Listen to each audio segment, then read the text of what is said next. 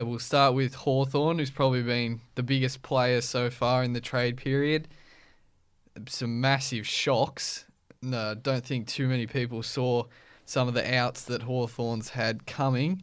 We'll start with one Mitchell out for another Mitchell, not in a direct trade, but Sam Mitchell, the 300 game, 4-time premiership player who just won their B&F about a month ago, is now gone. He will be playing for West Coast next year, and effectively he's been traded for pick 88. When you boil down, obviously the Eagles got Mitchell 54 and 72, and the Hawks got 52, 70 and 88. So really, you've just traded one of your greatest players in franchise history, in club history, for pick 88, which they want to move on players. That's a little bit extreme, but obviously they're trying to clear up space to fit in Vickery, O'Meara and Mitchell. Whether clearing out space for Vickery, obviously Mitchell's a proven quality player. O'Meara has the potential to be one of the best players in the comp, but we haven't seen it consistently. It's a big risk to be letting go of your best and fairest. And best player. Yeah. When you consider he's better than all three of those players. Take age out of it, he's better than all three. Yeah. He's still one of the best in the competition. Obviously, they've bought in Tom Mitchell, so they got Tom Mitchell for pick 14 and 52, but Hawks also got 57, so really it's just Mitchell for 14, which I think it's a loss for Sydney, but I think they'll be happy with 14. It's probably fair-ish compensation. They've lost Bradley Hill, went to Fremantle for pick 23, which everyone knew that was going to happen. It was just a matter of time. Then the Jordan Lewis was the one that I don't think too many Hawks fans are happy with, considering what just happened with Mitchell. There's a lot of, hearsay about whether Jordan's annoyed or whether he's not annoyed, and it's just a professional decision.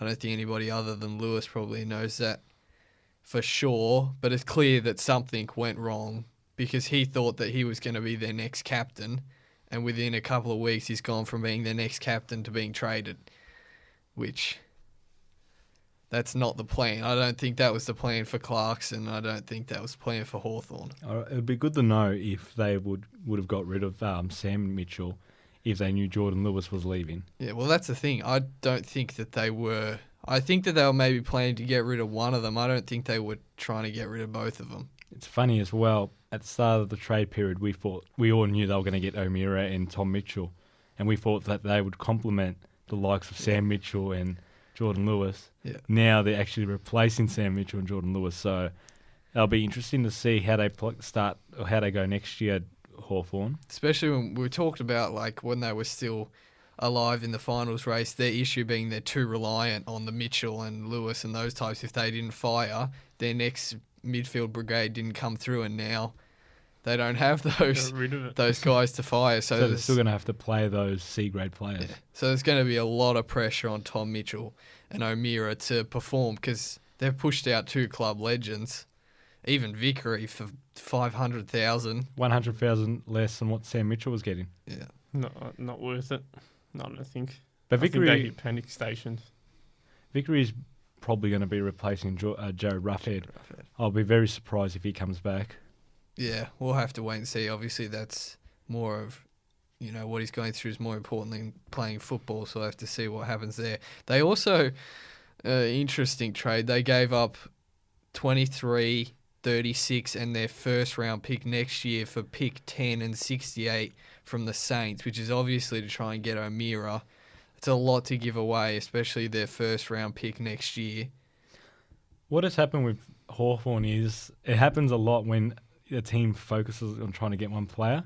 They become so distracted about everything else. They just want to get that player. They just throw everything at it. Richmond did that in the 70s. They got this John Patura from South Melbourne, and they got rid of two players. One was a club legend, or not a club legend, but he was like the guy that kept the club afloat. And then another one was a 19-year-old who would turn out to win a Brownlow medal for a player who only played 13 games for the club.